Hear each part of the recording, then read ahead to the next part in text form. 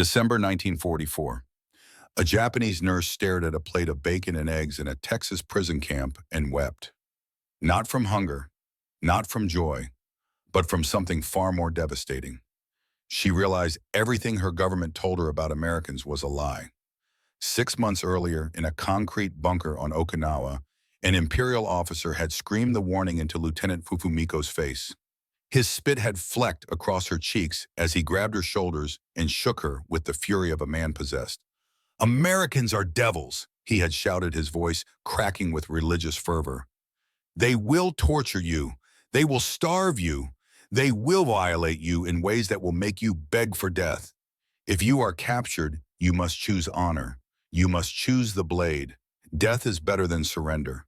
Death is cleaner than their hands upon you." Fumiko had believed him. Every word had burrowed into her mind like shrapnel festering there alongside the propaganda that had filled her head since childhood. She had served 18 months in the Okinawa Field Hospital, had seen 3 of her fellow nurses obliterated by American bombs, had worked without adequate supplies, while American planes circled overhead like carrion birds. She knew what Americans were. She had been taught since she could walk. They were racial inferiors. They were godless barbarians. They were everything Japan was fighting against. And now, on this cold December morning in San Antonio, Texas, she stood trembling in the mess hall of Fort Sam Houston Detention Facility, holding a tin tray that bore more food than she had seen in 2 years. The American cook, a black soldier with kind eyes and steady hands, had smiled at her. He had called her ma'am.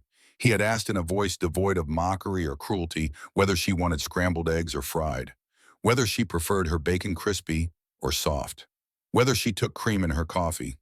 Fumiko's hands shook so violently that the tray rattled. The sound echoed in the sudden quiet of the mess hall, where 30 other Japanese prisoners stood frozen in various stages of disbelief. Some had already begun to weep. Others laughed with a hysteria that bordered on madness. A few simply stood catatonic, unable to process the transformation from the hell they had expected to this impossible, incomprehensible abundance. The bacon glistened on her plate, 4 strips, their edges crispy and dark fat still sizzling from the heat of the griddle. The smell rose up and invaded her senses with the force of a physical blow.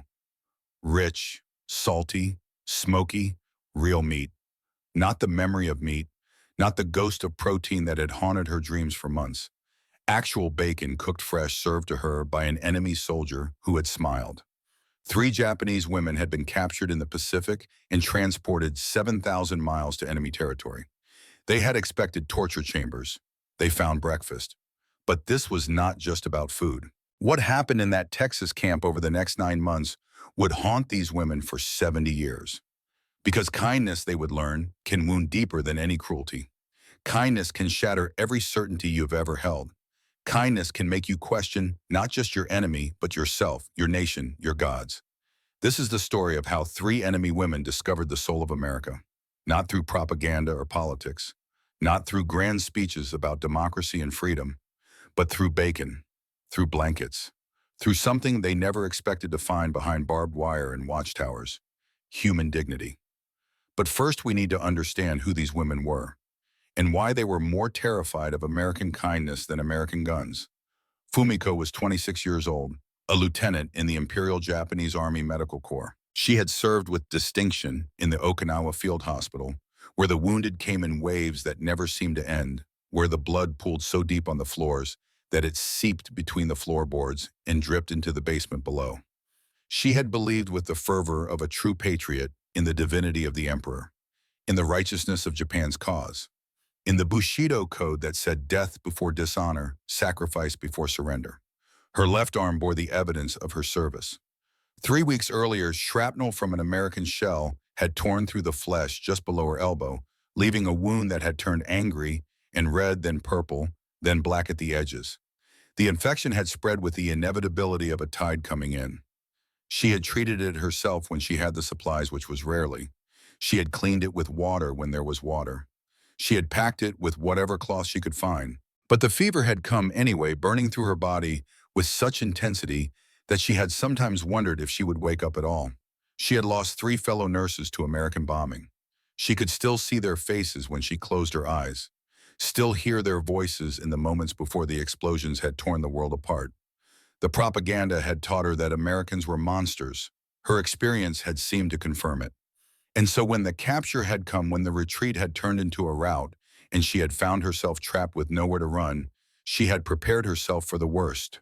She had expected to die. She had been ready to die. What she had not been ready for was mercy. Reiko was 31, a school teacher from Tokyo who had studied philosophy at university, a rare achievement for a woman in Imperial Japan. She had taught elementary school children about the greatness of the emperor, about Japan's divine destiny, about the weakness of Western democracy, and the strength of Eastern order. She had taught these things even as doubt had gnawed at her mind, even as her education had given her the tools to question what she was teaching. She had a husband and a 6-year-old daughter in Hiroshima. The last time she had seen her daughter, the child had stood on the platform waving as the train pulled away, her small hand moving back and forth with a mechanical precision that had broken Reiko's heart. Mama, the girl, had called out, her voice barely audible over the steam and the grinding of metal wheels on rails. Mama, come back with stories. Reiko had been conscripted to support military logistics. A civilian pressed into service because Japan needed every body, every mind, every pair of hands it could find. She had never wanted to be part of the war machine.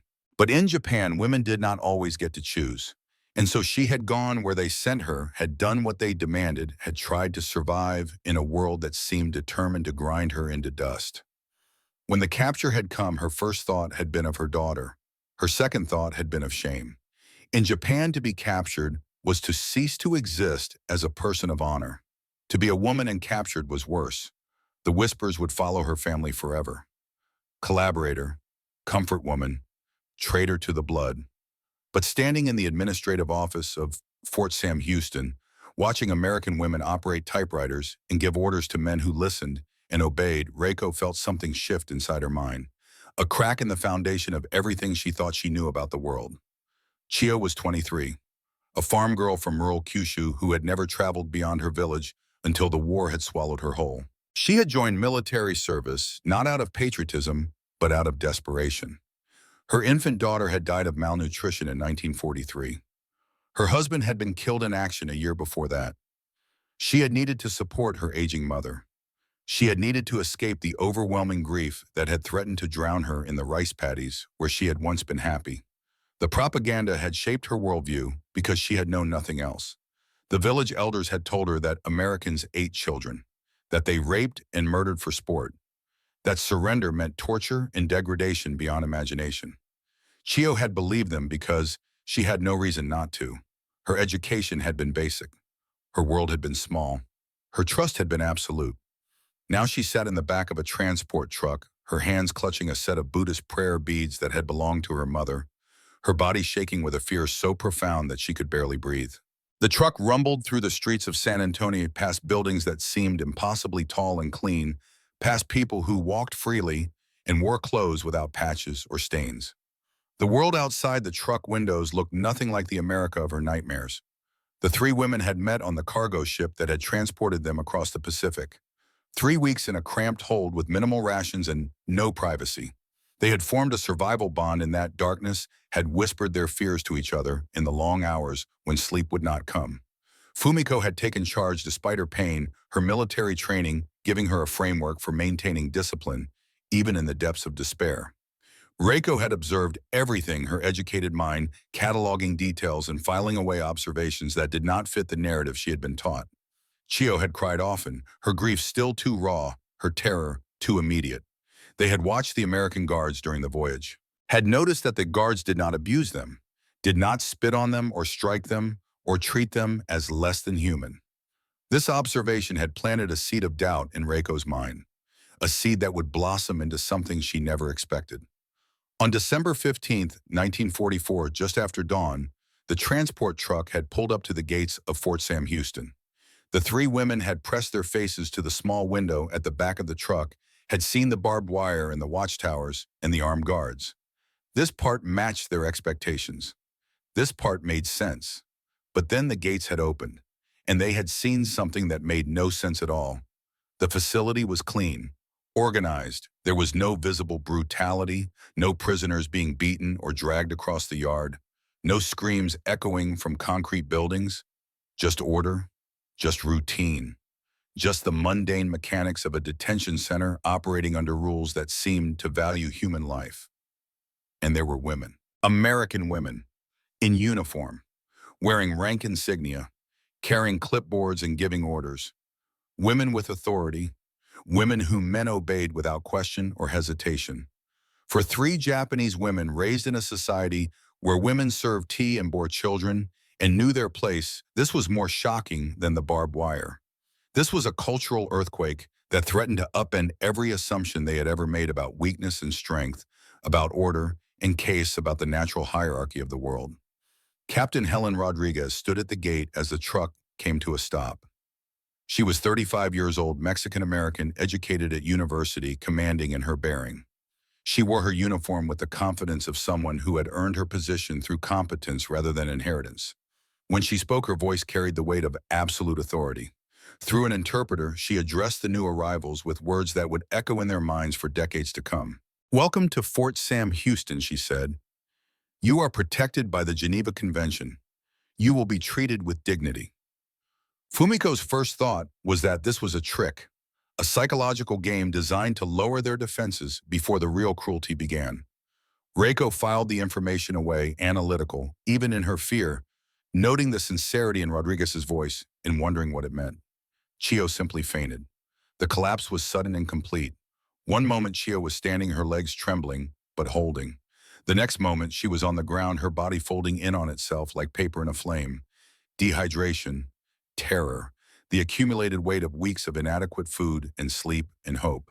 The American response was immediate. Two female nurses rushed forward, their movements efficient and practiced. One of them was Lieutenant Margaret Preston. She was 28 years old, tall and capable, with hands that moved with the certainty of someone who had spent years learning how to heal. And when she spoke, when she knelt beside Chio's unconscious form and began to assess her condition, the words that came out of her mouth were in perfect Japanese. Daijoubu desu. Watashi tachi ga tasukemasu. It's okay. We will help you. Fumiko froze. The infection in her arm throbbed with every heartbeat, but she barely noticed. An enemy, speaking her mother tongue, with kindness in her voice and gentleness in her hands. The cognitive dissonance was so profound that for a moment Fumiko could not process what she was seeing. Maggie looked up and met Fumiko's eyes. She saw the infected arm, immediately saw the fever flush on Fumiko's cheeks, saw the way the Japanese nurse held herself with military discipline despite obvious pain. "That needs treatment," Maggie said in Japanese, gesturing to Fumiko's arm. "You could lose it if we don't act quickly." Fumiko wanted to refuse, wanted to maintain her distance, wanted to cling to her hatred because hatred was simpler than this confusion, this impossible situation where the enemy spoke with concern and offered help without apparent ulterior motive. But the arm was bad. Fumiko knew enough about infection to know that Maggie was right. And so she followed her mind, reeling as Chio was placed on a stretcher and carried toward a medical tent that was clean and heated and stocked with supplies that seemed impossibly abundant. Inside the tent, the world continued to make no sense. There were real bandages, not strips of torn cloth. There was actual medicine, not salt water, and hope. There was light and warmth and space to work. Chio was given an IV for fluids, was covered with warm blankets, was monitored with equipment that functioned properly because it had not been blown apart by bombs or salvaged from ruins. Maggie examined Fumiko's arm with hands that were gentle despite their efficiency. "This is badly infected," she said, her Japanese fluent and unaccented in a way that suggested native familiarity rather than academic study. "You could lose this arm. You might lose your life if we don't get this under control." Fumiko's pride flared. "I don't need enemy help," she said, the words coming out harsher than she intended. Maggie's response was calm, almost amused. "I'm a nurse," she said, "not your enemy, and that infection doesn't care about politics." She began to clean the wound, her movements narrating each step so that Fumiko would know what to expect. "This will hurt," she said, "but it will save your arm." The pain was immediate and intense. Fumiko bit down on her lip hard enough to draw blood, determined not to cry out. But then Maggie did something unexpected. She took Fumiko's other hand and held it, not restraining, just holding. A simple gesture of human connection in a moment of suffering. I know it hurts, Maggie said quietly. You're very brave. And that was when Fumiko's pride finally broke. Not from the pain, but from the kindness. Tears streamed down her face as Maggie applied penicillin, as she bandaged the wound with clean, white gauze, as she worked with a competence that spoke of training and resources and a system that valued healing over suffering. My parents were missionaries in Tokyo, Maggie said as she worked her voice conversational, as if they were colleagues rather than enemies. I was born there, 1920s. I remember the cherry blossoms at Ueno Park, the street vendors selling taiyaki, the way the city smelled in spring. These were not vague generalities. These were specific details that could only come from genuine experience. Fumiko felt something shift in her chest, a crack in the wall she had built around her heart. How can you know my culture and still fight us? Fumiko whispered in Japanese, the words slipping out before she could stop them. Maggie finished tying off the bandage before she answered. Your government's war isn't your fault, she said. You're a nurse, like me. We save lives. That's who we are. That's what matters. The delousing and intake process continued with a methodical efficiency that prioritized privacy and dignity. The three women were separated into a female-only facility, a detail that seemed small but carried enormous significance. In the case of war, privacy was a luxury rarely afforded to anyone, let alone to prisoners. They were given hot showers, real soap, towels that were clean and soft. Fumiko stood under the spray of warm water and felt the accumulated grime of weeks washing away, felt the heat seeping into muscles that had been clenched tight with fear and pain. She remembered the field hospital in Okinawa where there had been no water for bathing, where blood and dirt had become a second skin, where the stench of infection and death had been inescapable. Their lice-ridden uniforms were taken away. In their place, they were given clean clothes stamped with the letters PW, prisoner of war. The fabric was soft, properly sized, warm. Reiko stood in her new clothes and felt the world tilting beneath her feet. They treat us like people, she whispered to Fumiko as they were led to their barracks. Not animals, not even prisoners. People. The barracks were rough, certainly. This was still a detention facility. But there were heated stoves that actually worked. There were bunks with real mattresses, thin but present. And there were wool blankets. Heavy, thick, warm wool blankets. That first night, Fumiko lay in her bunk and felt the weight of the blanket pressing down on her body. It was heavier than any blanket she had seen since the war began. She thought of the cold nights in Okinawa when she had shared a single thin blanket with three other nurses, when she had woken with frost on her eyelashes and her breath visible in the air. She thought of the propaganda, of the warnings, of the certainty with which she had been told that Americans were devils who would torture and starve and violate. She thought of Maggie's hands gentle on her infected arm, of the cook who had smiled and called her ma'am, of Captain Rodriguez, a woman in command speaking of dignity and protocols. Tomorrow they will show their true nature, Fumiko told herself, clinging to the familiar framework of hatred because the alternative was too terrifying to contemplate. Tonight is the lie. Tomorrow is when the truth begins. But tomorrow came with bacon. The morning bell was not a scream or a violent intrusion. It was just a loud chime followed by a guard's cheerful voice calling out that breakfast would be served in 10 minutes. The guard was female. She said ladies. She used the word ladies to address enemy prisoners as if their gender and humanity mattered more than their nation or their status.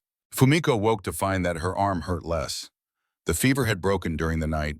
The infection that had been killing her was responding to American medicine with a speed that seemed miraculous. She touched the clean bandage and felt a confusion so profound that it bordered on vertigo. The three women walked to the mess hall together, still bound by their shared terror, still uncertain of what awaited them. The building was large and clean. Steam rose from the kitchen area, carrying with it a smell that stopped all three of them in their tracks.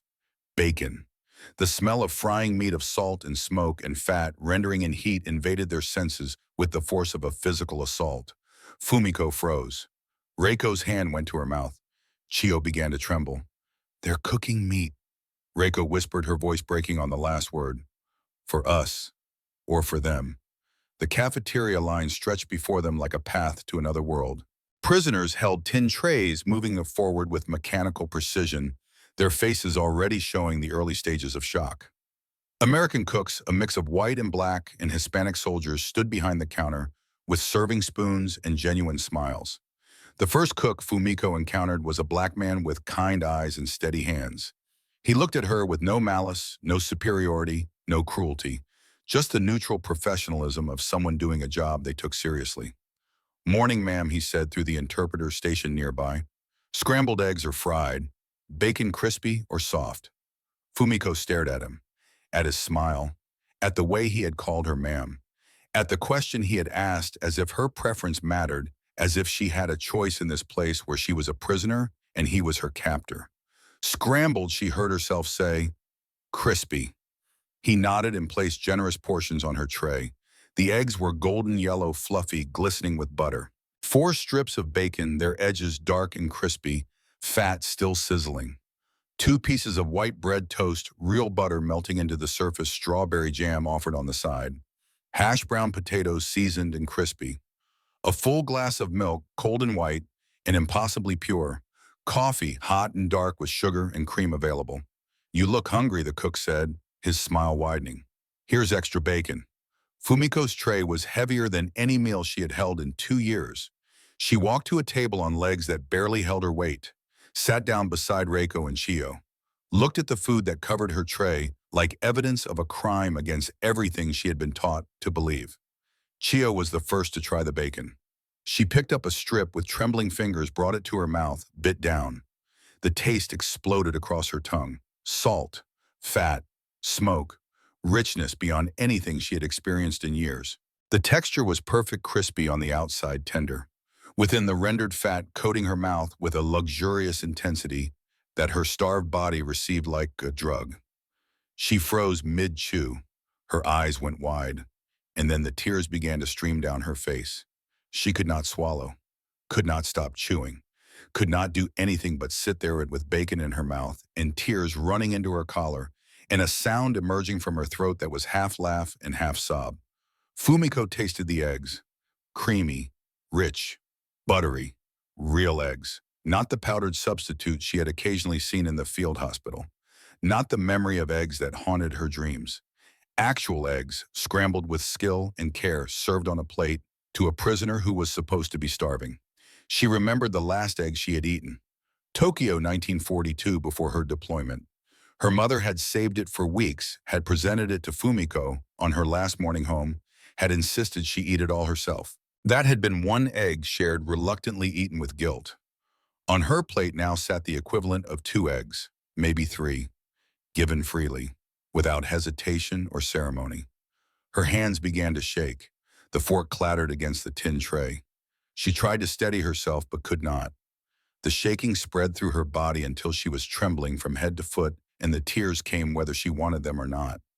Reiko looked at the milk, at the condensation forming on the outside of the glass, at the pure white liquid that her daughter had not tasted since 1943.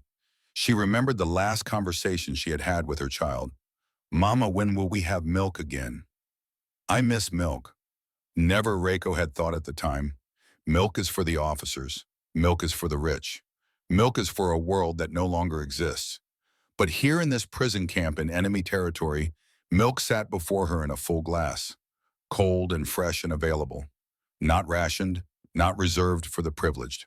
Just served, as if it were ordinary, as if every prisoner deserved basic nourishment. She lifted the glass to her lips, but could not drink, could not swallow past the grief that had lodged in her throat like broken glass. The sobs came from somewhere deep in her chest, violent and uncontrollable, shaking her entire body with their force. Around the mess hall, the scene repeated itself at every table. 30 Japanese prisoners in various stages of breakdown. Some laughed with a hysteria that bordered on madness. Some wept openly. Some sat frozen and catatonic, unable to process the transformation from expected starvation to impossible abundance. The American guards watched with compassion, but did not intervene. They did not mock or gloat or take pleasure in the prisoners' distress. They simply stood at their posts with expressions of quiet understanding, as if they had expected this reaction, as if they knew that kindness could wound as deeply as any blade. Fumiko forced herself to eat, to put food in her mouth and chew and swallow. Each bite was an act of will. Each swallow felt like betrayal. She thought of the soldiers who had died in Okinawa for lack of medicine and food. She thought of the propaganda that had promised American cruelty. She thought of everything she had believed about her enemy and her nation and herself. They told us Americans would starve us, she whispered to no one in particular. This is more than we fed our own soldiers. What else did they lie about? The question hung in the air like smoke, like a confession, like the first crack in a dam that had been holding back an ocean. But the bacon was just the beginning. What came next would make these women question everything they ever believed about America, about their emperor, about themselves and the world, in the nature of truth, in a universe where enemies could speak your language and feed you breakfast and treat infected arms with medicine that actually worked. After the meal, after the tears had dried and the trays had been collected and the prisoners had been led back to their barracks in a daze, an announcement was made. Under Red Cross supervision, prisoners would be permitted to write letters home. The letters would be screened for security, but not censored for content. They could tell their families they were alive. They could describe their conditions. They could speak truth as they understood it. The three women sat in their barracks with paper and pencils staring at blank pages that demanded to be filled with words that could not capture the impossible reality they were living. How do you tell your sister that the enemy saved your arm? How do you tell your husband that you eat meat and eggs daily while he starves in Hiroshima? How do you tell your mother that Americans gave you chocolate? How do you explain that everything you were taught was wrong? That the devils were human? That the monsters showed mercy? That the torture chamber was a heated barracks with wool blankets and breakfast? How do you write paradise on earth without feeling shame so profound that it burns like acid in your throat? Fumiko wrote to her sister in Tokyo. I am alive, she began. Treatment is adequate. She crossed out adequate and wrote good, then crossed out good and wrote surprisingly humane. She stared at the words for a long time before writing the truth that would haunt her for the rest of her life. They gave me medicine that saved my arm. They feed us meat and eggs. My bed has a real mattress. I don't understand why. She sealed the letter before she could change her mind, felt the shame settle over her shoulders like a cloak she would wear for 70 years. Reiko wrote methodically to her husband, listed facts, described conditions, mentioned the food and the bed and the guards who remembered names and wished them good morning. And then in a moment of raw honesty, she wrote the words that defined everything. This place is paradise on earth. She stared at what she had written, saw the truth of it, saw the impossibility of sending it, saw her husband reading these words while their daughter went hungry and their city crumbled and their world ended in fire and ash. She tore the page out, started over, wrote vague generalities that meant nothing and revealed nothing and protected her from the accusations she would level at herself for the rest of her days. You lived in comfort while we died. You ate while we starved. You slept warm while we froze. Chio wrote simply to her mother, Mama, I am safe. They give us chocolate. I wish I could send you some. She cried while writing, knew her mother was likely starving in rural Kyushu, knew that chocolate to her mother would be a miracle beyond comprehension, knew that her own survival, her own health, her own full stomach would be a source of pain rather than joy. The guilt compounded with every word, built like a structure of shame that would take decades to dismantle, if it could be dismantled at all. That afternoon, vitamin distribution began. Medical checkups became routine. The reality of systematic care became undeniable. The Americans were not waiting for a moment to reveal their cruelty. They were simply continuing to treat their prisoners according to protocols that valued human life over vengeance. Captain Rodriguez explained the daily routine. Work details would be assigned, always under guard, but the work would be reasonable. The conditions would be humane, and incredibly impossibly prisoners would receive coupons redeemable at the camp canteen for toiletries and stationery, and most unbelievably of all, sweets and chocolate. In Japan, chocolate was medicine, a rare luxury reserved for officers and the privileged. Here they give it freely to soldiers and prisoners. Fumiko thought, her mind still reeling from the morning's revelations. This abundance, paired with the lack of physical abuse and the consistent presence of Red Cross observers, underscored an adherence to international conventions that many Japanese prisoners, especially women, had doubted even existed. The days began to blur into a routine that provided both comfort and monotony. In the evenings, English classes were offered. Some prisoners attended curious, hoping to prepare for an uncertain future. Others refused, wary of learning the enemy's tongue, suspicious of this gift that seemed designed to soften their resistance. But resistance to what? That was the question that gnawed at Fumiko as she lay under her wool blanket that second night, her arm healing beneath clean bandages, her stomach full for the first time in months. What exactly were the Americans trying to accomplish with this systematic kindness? What was the purpose of feeding your enemies better than they fed themselves? What did mercy mean when extended to those who had been taught to expect only cruelty? She did not have answers, only questions that multiplied with each passing hour. Questions that would follow her through 9 months of captivity and 70 years of memory. Questions about the nature of humanity and the meaning of civilization and the terrible weight of being proven catastrophically wrong about the most fundamental assumptions you ever made about the world. The trauma was not erased. Some women, racked with guilt about surviving better in captivity than they would have at home, refused certain comforts. Religious rituals and prayers continued in private reminders of lives and loyalties they clung to, despite dramatic changes in circumstance. But the contrast between the deprivation of Japan and the mundane abundance within the camp grew ever sharper. And perhaps the cruelest irony recounted by many post-war survivors was that American care brought shame as well as comfort. Food and warmth and medical treatment and small joys all came wrapped in a guilt that felt heavier than starvation ever had. In letters and memoirs that would surface decades later, women described feeling broken by kindness, unable to reconcile their childhood loyalty to the emperor with their lived experience behind American barbed wire, unable to explain to families who suffered how prisoners had been fed and clothed and treated with a dignity that made no sense in a world at war. For years, these memories remained buried, unspoken even to their own families. But they cast long shadows on the decades that followed, shadows that would only begin to lift when truth finally found its voice and mercy revealed its full meaning. But that revelation was still ahead. First would come months of increasing connection and deepening confusion.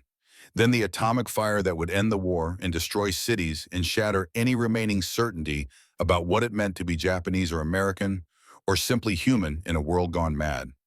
And finally, 70 years later, a reunion in Texas that would prove mercy was never a burden at all.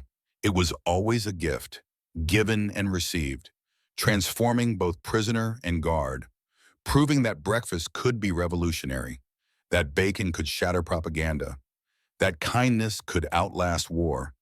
But on that first morning in Fort Sam Houston, with bacon grease still warm on her plate and tears still wet on her cheeks, Fumiko knew none of this. She knew only that everything had changed, and that she would spend the rest of her life trying to understand why the enemy had chosen to be human. The letter sat before Fumiko like an accusation. White paper, black ink, words that refused to behave. She had crossed out adequate and written good, crossed out good and written humane. Now the page bore the scars of her indecision, each deletion a visible record of her struggle to reconcile truth with loyalty. Her sister lived in Tokyo, in a city that had been firebombed into ash and rubble, in a building that was more ruin than shelter, with children who were starving. And Fumiko sat in a heated barracks in Texas, her stomach full of bacon and eggs, her arm healing beneath clean American bandages, trying to find words that would not sound like betrayal. She wrote the truth. They gave me medicine that saved my arm. They feed us meat and eggs. My bed has a real mattress. She sealed the envelope before shame could make her tear it up and start again. But the shame came anyway, settled over her shoulders like a weight she would carry for the rest of her life. Reiko's struggle was different, but no less profound. She sat with perfect posture, her teacher's training evident in every line of her body, and wrote with methodical precision to her husband in Hiroshima. I am healthy. I eat vegetables, eggs, and meat daily. My bed has a soft mattress. The guards remember our names and wish us good morning. And then, in a moment of raw honesty that she could not suppress, she wrote 4 words that defined everything. This place is paradise on earth. She stared at what she had written, saw the truth of it blazing up from the page like fire, saw her husband reading these words while their daughter went hungry, saw the accusation in his eyes, even though he was thousands of miles away and could not possibly know what she had written. She tore the page out. The sound of ripping paper echoed in the quiet barracks like a gunshot. She crumpled it in her fist and started over. Wrote vague generalities, said she was olive inadequate in thinking of them, said nothing that mattered, said nothing that was true. The unsent letter went into her spine.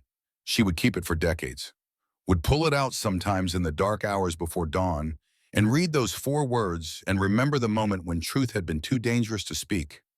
Chio wrote simply, "Mama, I am safe. They give us chocolate. I wish I could send you some." The tears came as she formed the characters. She thought of her mother in rural Kyushu, old and frail, and probably starving. She thought of how chocolate would seem like a miracle to a woman who had not tasted sugar in years. She thought of how her own survival, her own health, her own full stomach would be a knife in her mother's heart rather than a comfort. She sealed the letter knowing it would bring pain, knowing there was no way to share good news when the world was ending, knowing that sometimes survival itself was a form of cruelty to those who loved you. Within days, the work assignments came. The 3 women were separated for the first time since their capture, assigned to different details based on their skills and backgrounds. The separation felt like losing a lifeline. They had survived together. Now they would have to navigate this strange new world alone. Fumiko was assigned to the infirmary as an assistant under Lieutenant Margaret Preston. On her first morning, she arrived to find Maggie already at work organizing supplies with the efficiency of someone who had done this 1,000 times before. The infirmary was clean and well lit and stocked with medicines that seemed impossibly abundant. Penicillin, sulfa drugs, morphine, bandages that were white and sterile and plentiful. Fumiko thought of Okinawa, of the field hospital where she had reused bandages until they fell apart, of the soldiers who had died from infections that could have been easily treated if only there had been medicine, of the screaming that never stopped because there was no morphine to ease the pain. Maggie saw the expression on her face and understood without words. In America, she said quietly, "We believe every life has equal value, soldier or prisoner. Doesn't matter. We treat everyone." In Japan, Fumiko said before she could stop herself, "We believe sacrifice for the emperor is the highest honor." Maggie paused in her organizing and turned to face Fumiko fully.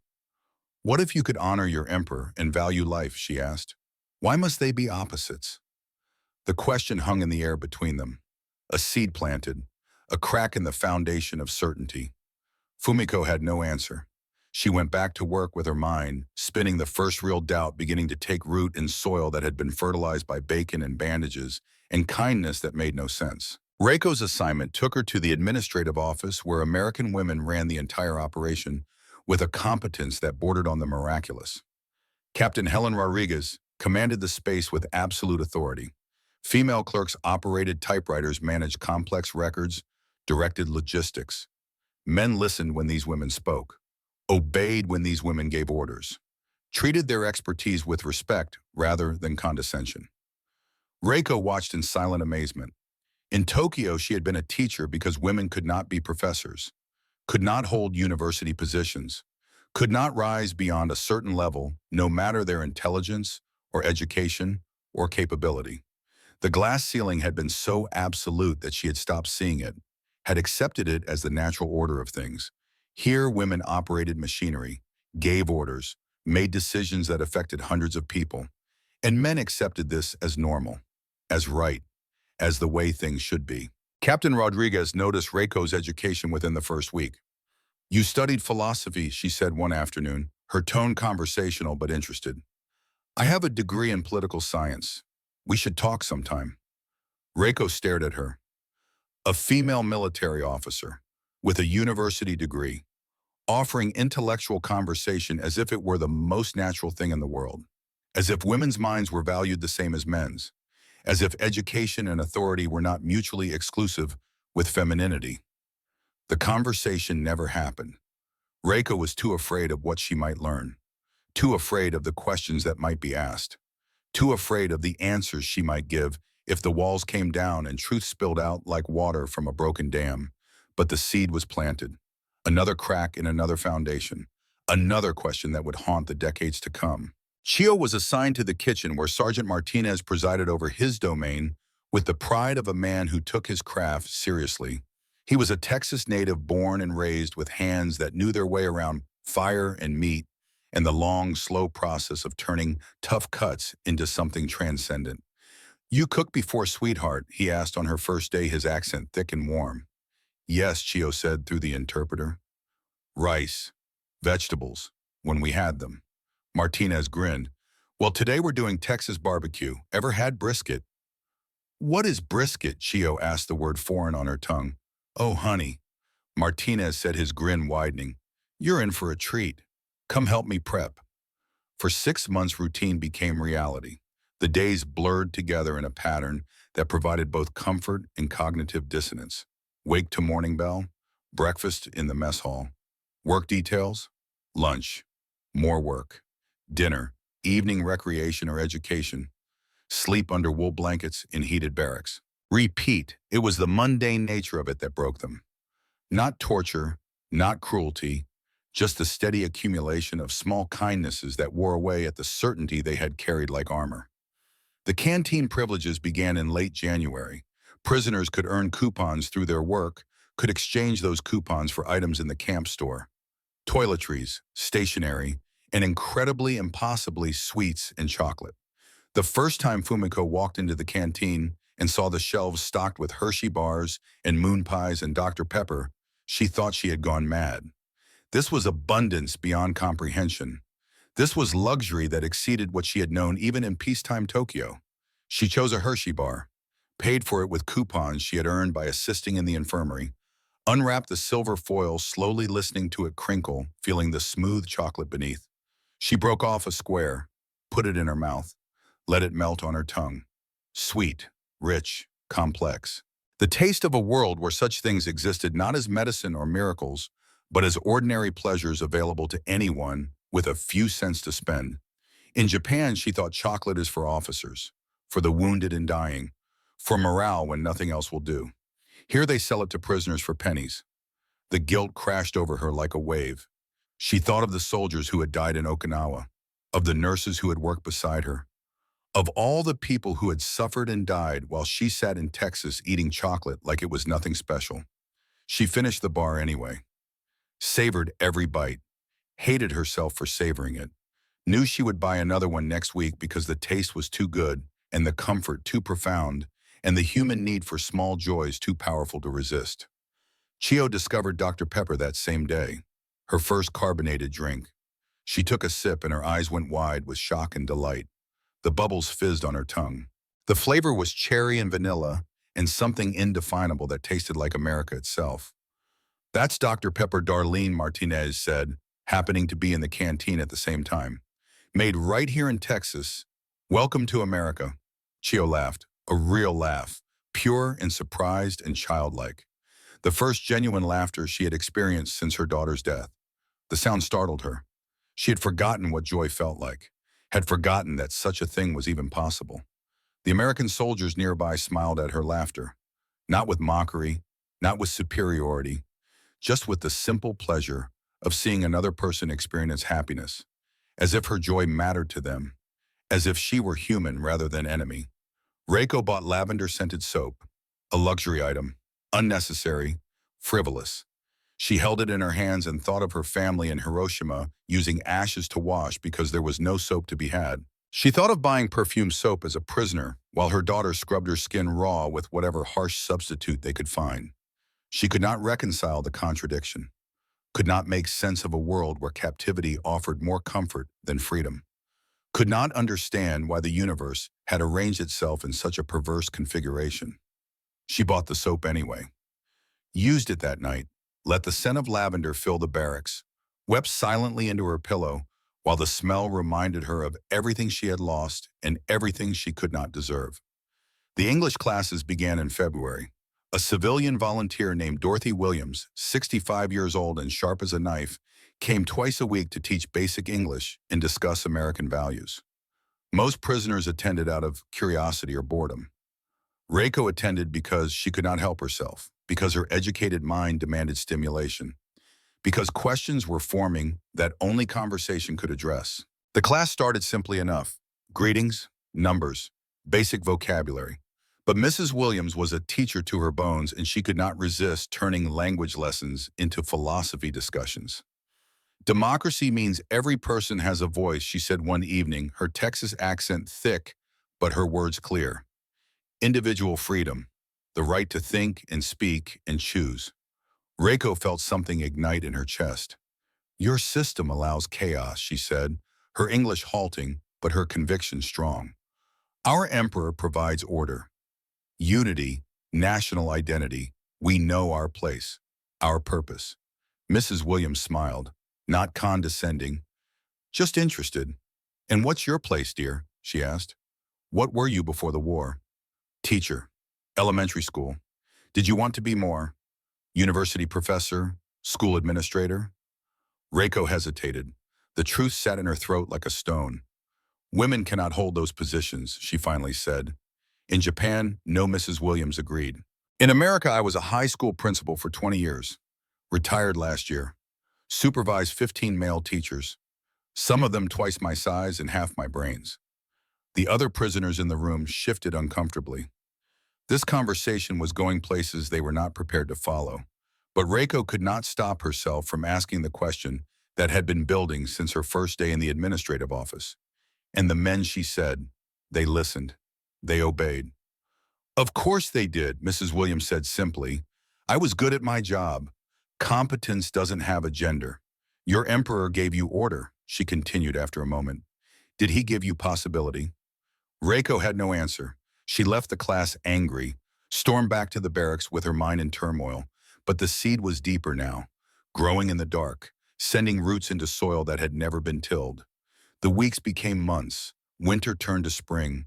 The routine continued, and slowly, imperceptibly, connections began to form. Little gestures that built into something larger. A guard handing out chewing gum. A shared laugh over clumsy English pronunciation. A conversation about weather or work or the small details of daily life that had nothing to do with war or nations or enmity. Even those who resisted these connections could not deny that the American treatment pressed against every expectation they had been taught, could not ignore that breakfast came every morning, that medicine was distributed freely, that violence was absent, that dignity was maintained, the trauma was not erased. Some women refused certain comforts, continued their religious rituals in private, clung to their loyalties despite everything. But the contrast grew sharper. The contradictions grew louder. The questions grew more insistent. And then came July. And with July came the 4th of Independence. And with Independence Day came Texas barbecue. The preparations began days in advance. Martinez was in his element, organizing his kitchen staff with military precision, planning a feast that would feed the entire camp and then some. Prisoners were invited to observe. Some were invited to help. Chio was one of those invited to help. She arrived in the kitchen to find Martinez already at work, massive cuts of beef laid out on the counter like offerings to some carnivorous god. This here's brisket, he said, gesturing to the meat with obvious pride. We're gonna do this Texas style. Low and slow, so much meat, Chio whispered, her eyes huge. The amount of beef on the counter was more than her entire village had seen in a year. 14-hour cook Martinez continued. We start now, we eat tomorrow. You gonna help me with the rub? He showed her how to season the meat. Salt and pepper in equal measure. Garlic powder, paprika. His hands moved with practiced ease, massaging the spices into the surface of the beef, coating every inch with a dark crust that would eventually become bark. In Texas, he said, as they worked, barbecue ain't just food. It's heritage. It's bringing people together. It's taking something tough and making it tender through patience and time. Chio listened and learned. Her hands followed his instructions. The smell of the spices mixed with the raw meat, the texture of the beef beneath her fingers, the meditative quality of repetitive work done with care and attention. The fire pit was dug outside, lined with brick, filled with mesquite wood that had been seasoned and split. Martinez showed her how to build the fire, how to manage the temperature, how to create the clean blue smoke that would flavor the meat without overwhelming it. You got good instincts, kid, he said after watching her tend the fire for an hour. You understand heat, patience, how flavors build. You'd make a fine pitmaster. Chio beamed. It was the first genuine praise she had received since her daughter's death. The first time someone had seen her as capable, as skilled, as worthy of respect. The brisket went on the pit just after dawn. The temperature held steady at 225 degrees. The smoke rose in thin streams carrying the smell of mesquite and beef and rendered fat across the entire camp. Every hour, Chio checked the fire, adjusted the vents, added wood when needed, learned the craft through doing. By late afternoon on the 4th, the smell had become almost unbearable in its intensity.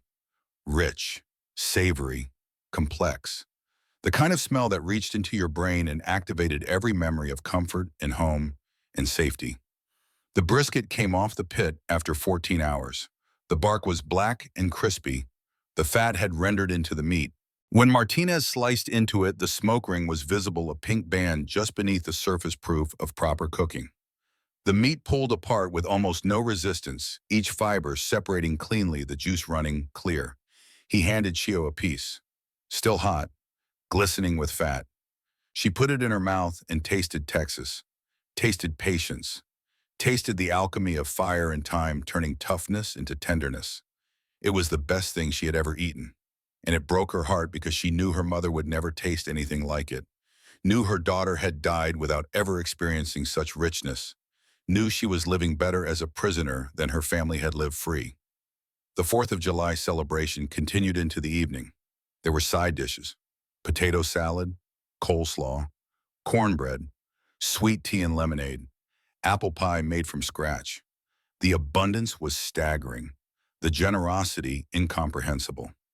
Captain Rodriguez gave a speech about independence, about freedom, about the American experiment in self-governance, about the idea that all people were created equal and deserved dignity regardless of birth or station. Reiko listened with her analytical mind cataloging every word, comparing this vision of democracy to the emperor-centered identity she had been raised to accept, trying to find the flaw, trying to maintain her resistance, failing.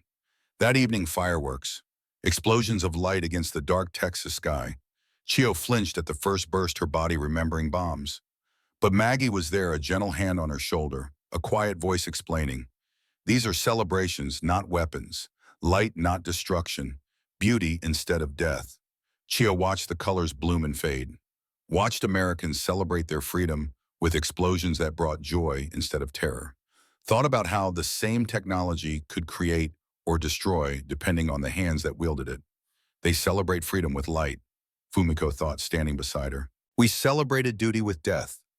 The observation sat heavy in the air between them, a recognition of something profound, a shift in perspective that could not be undone. But then the radio in the recreation room crackled to life. News from the Pacific, July 1945. The war was not going well for Japan. Okinawa had fallen. The casualties were catastrophic. The American advance was relentless.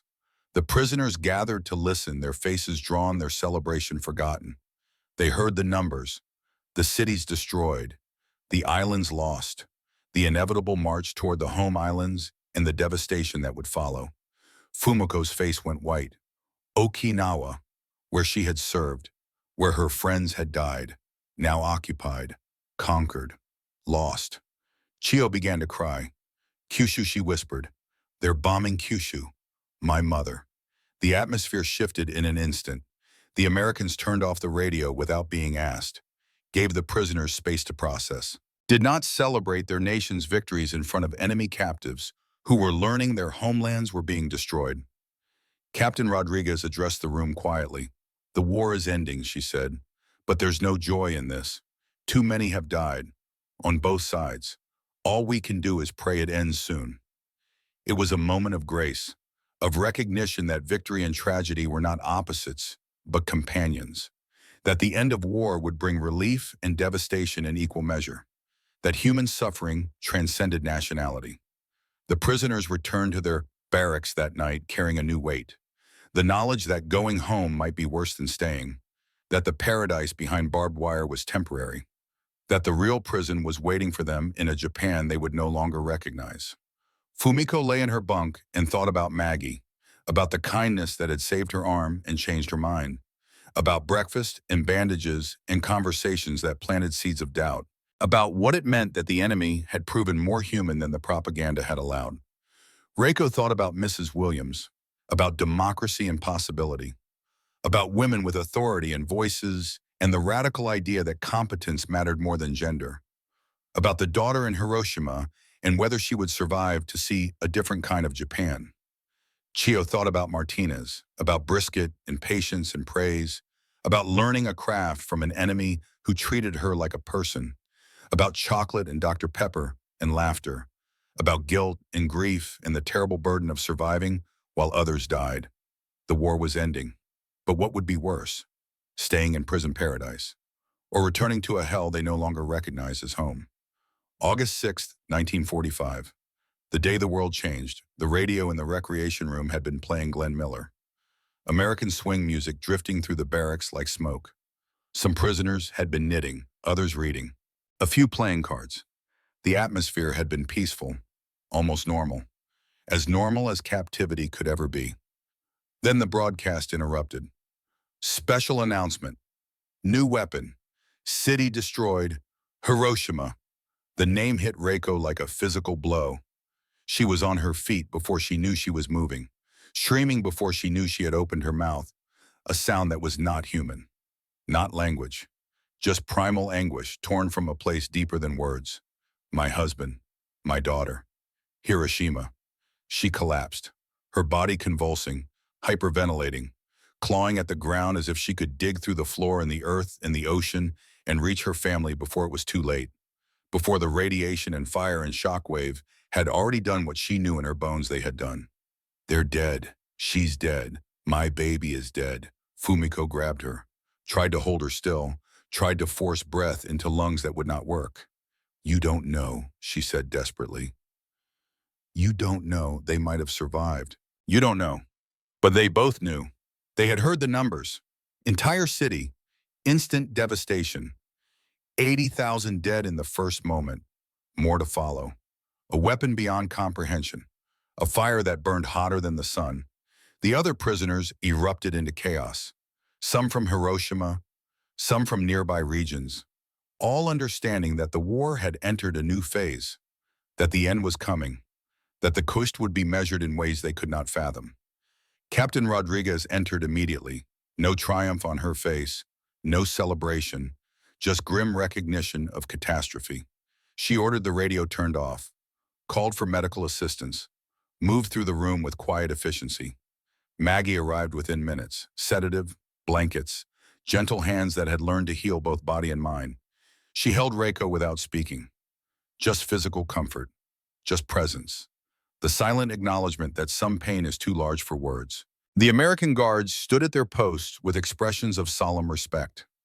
No one gloated, no one mocked, no one took pleasure in the enemy's devastation. They simply maintained order and gave the prisoners space to grieve. Fumiko watched this response and felt something shift in her understanding. They don't celebrate our suffering, she thought. They don't dance on our graves. They mourn with us. 3 days later, Nagasaki. Another city, another weapon, more death beyond counting. Fumiko had relatives in Nagasaki, distant cousins, people she barely knew but who carried her blood nonetheless. The prisoners waited for the Americans to celebrate, waited for the triumph, waited for the cruelty that victory should bring. It never came. Instead, the guards brought extra blankets. The kitchen increased rations. Comfort food appeared. Small gestures of kindness in the face of unimaginable loss.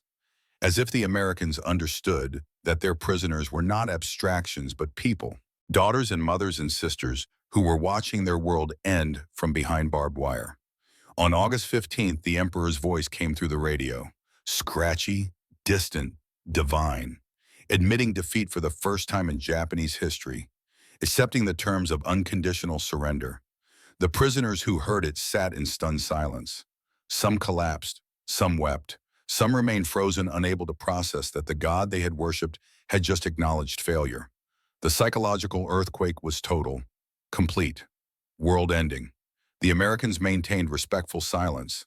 No victory shouts, no celebrations visible to the prisoners, just quiet professionalism and continued care. In the days after Hiroshima, Fumiko thought later, when Americans could have celebrated, when they could have mocked their prisoners, they brought blankets. They brought patience. They brought humanity. It was a lesson she would carry for 70 years. Late August brought the announcement that changed everything. The war was over. Repatriation would begin, medical clearances, clean uniforms, travel arrangements, return to the homeland. Expected reaction, joy and relief. Actual reaction, terror. Fumiko sat in the infirmary and felt panic rising in her chest like floodwater. Her arm had healed completely. The infection that should have killed her or cost her the limb had been vanquished by American medicine. She was healthy, well-fed, rested, and absolutely terrified of going home. In Japan, she would be a disgraced nurse, a captured prisoner, a woman who had survived through enemy mercy. Her family had already disowned her for joining the military. What would they say when they learned she had been treated well, that she had eaten bacon and chocolate, that she had slept under wool blankets while they froze and starved? That afternoon, she found Maggie in the office. The words came out before Fumiko could stop them. "I want to stay." Maggie looked up from her paperwork, shock clear on her face. "Fumiko, you can't. This is a detention facility. The war is over. You have to go home." In Japan, Fumiko said, voice breaking, "I am nothing, disgraced nurse, captured prisoner. My family won't claim me. Here I am, person." Maggie stood, crossed the room, took Fumiko's hands in hers. "You are not nothing," she said fiercely. "You are Fumiko, the nurse who saved 3 American soldiers in my infirmary." Fumiko stared at her. "What?" Maggie smiled sadly. "You didn't know the emergency surgeries you assisted with, Private Chen with the internal bleeding, Corporal Anderson with the compound fracture, Sergeant Williams with the infection. You saved them. Japanese prisoner saving American soldiers. That's who you are." Tears streamed down Fumiko's face. "Why you so kind? Your brother died because of us." Maggie's expression softened. "My brother died in war, not because of you. And he would want me to save you just like you saved those soldiers." The conversation ended with an embrace, with tears, with the understanding that some connections transcend nationality, that healing flows both directions, that mercy creates bonds stronger than chains. 2 days later, Chio stood in Martinez's kitchen for the last time. He handed her a package wrapped in brown paper, tied with string, heavy with meaning. "Texas recipes," he said. "Brisket, ribs, cornbread, apple pie. All written down for when you're ready to cook again." Chio held the package like it was made of glass. "I never cook these," she whispered. Would be betrayal in Japan. Martinez's expression was understanding. "Maybe not," he said, "but you'll have them. For remembering, for hope, for knowing that good cooking is just good cooking, no matter who does it or where they're from." He handed her one more thing, a small origami crane she had made weeks earlier and left in the kitchen. She had forgotten about it, but he had kept it, treasured it. "You gave me this for hope," he said. "I'm giving it back. You're going to need it more than me." The farewell ceremony took place on September 15th, 1945. The entire camp assembled in formation. Both flags displayed, American and Japanese, equal height, equal respect. Captain Rodriguez addressed the prisoners with words that would echo through decades. "You came as enemies," she said. "You leave as human beings we've come to know. We hope you build peaceful lives. We hope Japan rebuilds with honor. We hope you remember that mercy is strength, not weakness." The personal goodbyes happened in private moments, scattered throughout that final day. Fumiko and Maggie met in the infirmary one last time. Maggie handed her an advanced first aid manual, American medical techniques, comprehensive, professional. Inside the front cover, written in careful script, "Mercy is stronger than hatred. Use this to heal your people." MP, September 1945. "You changed me," Fumiko, Maggie said quietly. "I became a better nurse because of you, a better person. After James died, I was drowning in grief and rage. Caring for you, seeing your strength, your humanity, it saved me." Fumiko could barely speak through her tears. "You saved my arm. You saved my soul." They embraced, held each other. Two women who had been enemies and had become something else, something deeper, something that would last longer than war. If you ever come back to America, Maggie whispered, find me. You'll always have a friend here. I never forget. Never. Reiko's goodbye with Mrs. Williams happened in the empty classroom. The older woman handed her teaching materials wrapped in cloth. Books on democracy, women's education, critical thinking. Teach your daughter about freedom, Williams said. Not American freedom, universal freedom, the kind every human deserves. In Japan, these ideas are dangerous, Reiko replied. Williams smiled. Truth is always dangerous to those who fear it, but you're brave enough. They shook hands. Then Reiko bowed, deep and formal, the Japanese gesture of profound respect. Williams bowed back, not as deep, not as practiced, but sincere. You showed me what women can be, Reiko said. You showed me courage has many forms, Williams replied. Each prisoner received care packages as they prepared to leave. Toiletries, medical supplies, canned food, warm clothes, practical items for survival. But also photographs, personal letters from staff, evidence that their time here had mattered, that connections had been real. The transport trucks arrived at dawn, 30 prisoners loading up, 3 women who had survived together preparing to separate. They exchanged addresses written on scraps of paper, uncertain if they would ever reconnect, uncertain if they would even survive what came next. Chio gave each woman an origami crane, made from American paper, folded with Japanese precision. For hope, she said. Americans taught us hope is not weakness. The trucks drove away from Fort Sam Houston. The women looked back through small windows at the gates, at the American flag, at the place that had been prison and paradise and impossibility all at once. Paradise on earth, Reiko whispered. We're leaving paradise for hell. Will we ever see them again, Chio asked. In our hearts, Fumiko said. Always. The ship to Japan was crowded. Minimal rations, no comfort. Already the descent from abundance to deprivation had begun. 3 weeks of cramped conditions and uncertainty, of approaching a homeland that might not exist anymore, that might not want them back even if it did. Late September, Yokohama port. The smell hit first. Ash, death, desperation. The landscape was devastation made visible. Burnt buildings, rubble, makeshift shelters, skeletal people searching for relatives who were probably dead. The 3 women disembarked in their clean American clothes, their healthy faces drawing stares from the crowd. They looked well fed. Where were they? The whisper started immediately. They separated. Final embraces, promises to remember. Addresses clutched in hands that shook with fear. Fumiko to Tokyo, Reiko to Hiroshima, Chio to rural Kyushu. 3 women, 3 destinations, 3 different versions of the same nightmare. Fumiko found her sister living in the shell of a bombed building. 1 room, 3 children. Husband dead, barely surviving. The reunion was not joyful. You're alive, her sister said. The accusation was clear. You were prisoner. Yes. In America, Texas. They treated us according to Geneva Convention.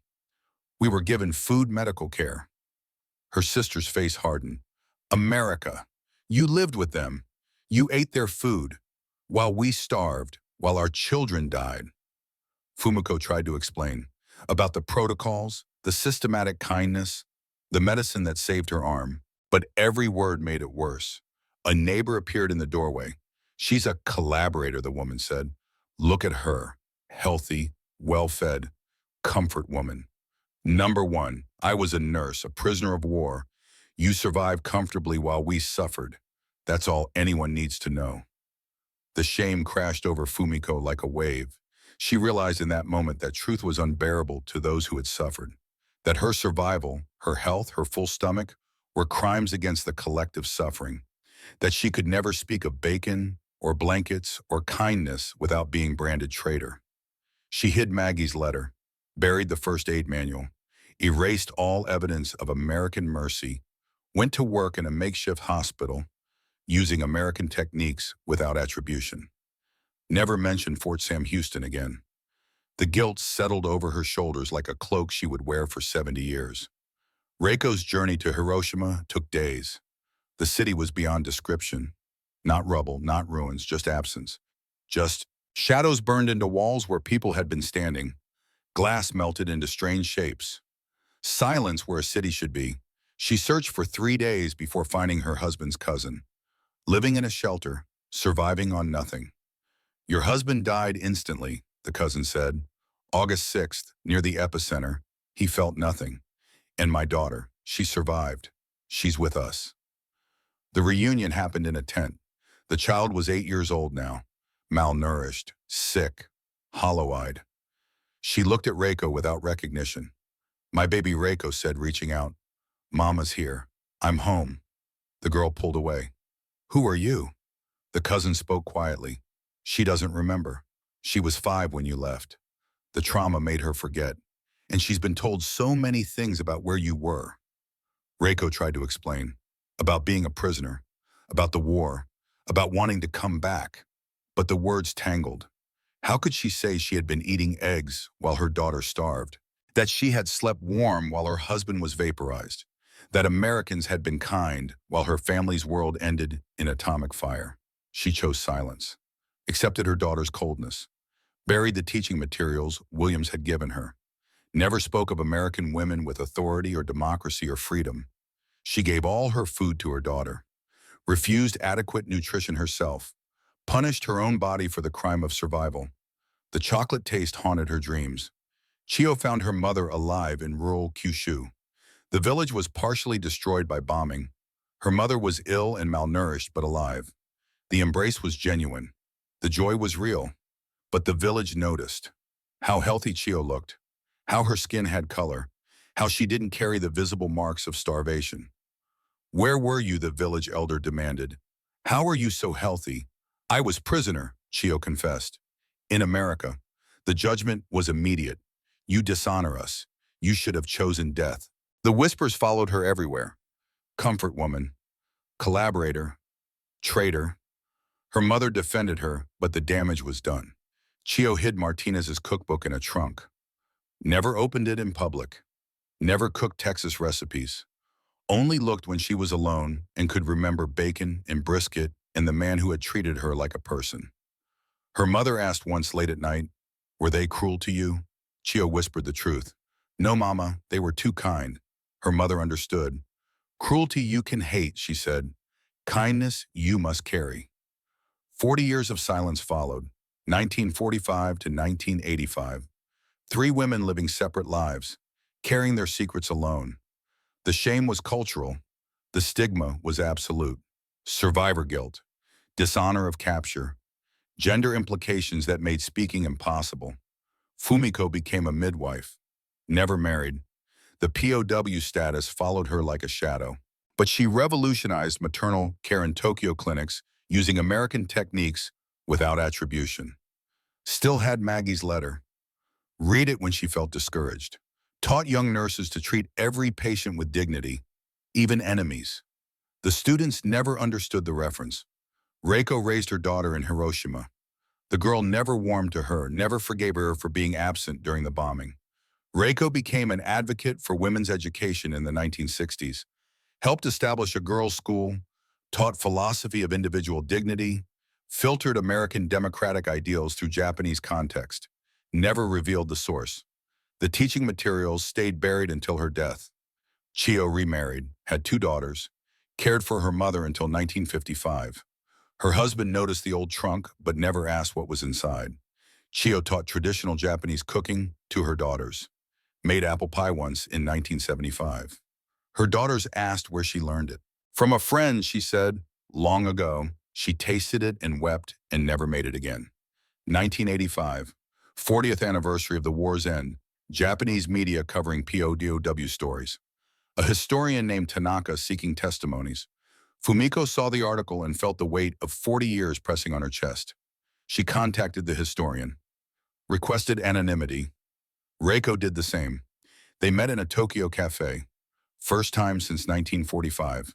The embrace was immediate, the tears unstoppable. 40 years of isolation breaking like a dam. They shared their hidden truths. Both had concealed their experiences. Both had felt crushing guilt. Both had been influenced by American treatment. Both had passed lessons quietly through their work. Both had carried shame like stones. They tried to find Chio, learned she had moved to rural Kyushu after her mother's death. Minimal records. The search was unsuccessful. They gave joint testimony to the historian. Anonymous. The phrase paradise on earth entered the historical record, but their names stayed hidden. The shame was still too deep. 25 more years passed. Fumiko reached 92, living in a Tokyo nursing home. Memories fading, but certain ones remaining vivid. Bacon, blankets, Maggie's hands on her infected arm. Then a package arrived from Texas. Sender Dr. Catherine Preston Williams. Austin, inside a letter from Maggie, written in 1990. Maggie had died in 1992. The letter had been held by her daughter with instructions. If Fumiko could ever be found, she should receive this. Dear Fumiko, if you ever receive this, I want you to know that you changed my life. After James died, I was drowning in grief and rage. Caring for you, seeing your resilience, your humanity despite suffering, it saved me.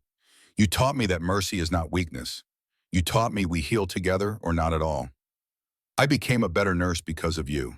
I advocated for compassionate care because of you. I hope you lived a beautiful life. You deserved it. Margaret Preston, 1990. Also in the package, Maggie's diary from 1944 to 45. Fumiko read it with shaking hands. Found herself mentioned multiple times. Found entries that revealed Maggie's own struggle and healing. January 1945. Fumiko saved Corporal Anderson today. Japanese prisoner saving American soldier. That's not irony. That's humanity. Earl 1945. Fumiko asked why we're kind. I couldn't explain about James, but her question made me understand. We're kind because it's who we choose to be. September 1945. Fumiko left today. I wept. She taught me that enemies are just people we haven't had breakfast with yet. Fumiko wept for the first time in decades. Understood finally that the mercy had been mutual, that Americans had been transformed too, that it was not savior and saved but mutual rescue. 2015, 70th anniversary. Catherine Preston Williams organized a memorial event at Fort Sam Houston. Mercy and memory, invitations sent through historian networks. Fumiko decided to go. Before she died, she needed to speak, needed to close the circle, needed to honor Maggie's memory. Reiko, now 97, was persuaded by her daughter to attend. You carried this alone for 70 years, the daughter said. It's time. Chio had died in 2005. But her daughter Yuki, finding her mother's trunk after death, finally understood. The cookbook, the photos, the letters, the tears. She agreed to represent her mother's memory. September 2015, San Antonio. Fort Sam Houston Memorial Garden, where barracks once stood. The ceremony brought together two nations, three generations. Decades of silence finally breaking into speech. Fumiko and Reiko arrived together, first time back in Texas in 70 years. The site was now a historical landmark, a museum, a place of remembrance. Catherine Preston Williams greeted them. My mother spoke of you until her last day, she said to Fumiko.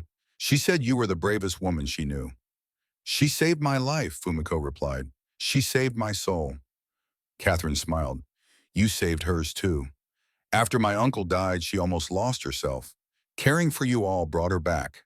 The ceremony included displays, parallel diaries, Fumiko's diary finally shared publicly, Maggie's diary, same events, different perspectives. Both women healed by connection. Yuki presented Chio's cookbook. My mother never cooked these recipes, she said, but she read them every September 15th, the day she left Fort Sam Houston. She told me once, those Americans taught me that kindness is real. I spent my life trying to pass that lesson on. As evening fell, three generations stood where the barracks had been. Japanese survivors and descendants, American descendants. The Texas sunset painting the sky the same colors it had been in 1945. Fumiko spoke. For 70 years, I thought kindness was my burden. Today, I learned it was my gift. Americans gave us mercy. We gave them purpose. We healed each other, Reiko added. I taught my daughter that strength comes from thinking freely. I learned that here behind this fence. The Americans didn't just feed us. They freed our minds. Yuki spoke for Chio. My mother left me a cookbook she never used, but she used its lesson every day. Generosity costs nothing but means everything. Catherine responded with her mother's words. They expected devils. We gave them humanity, and we found our own humanity in return. The final image. 3 elderly women and their descendants, standing where suffering had been transformed into healing, where enemies had become human, where breakfast had been revolutionary. They called it paradise on earth. It was just human decency. But in a world at war, decency was revolutionary. Fumiko's clinic inspired 200 nurses before her death in 2017. Reiko's advocacy helped 1,000 girls access education. Chio's daughters became social workers spreading generosity. Fort Sam Houston, women's facility stories are now taught in schools in both nations. The annual memorial continues. The Preston Humanitarian Care Award honors Maggie's legacy.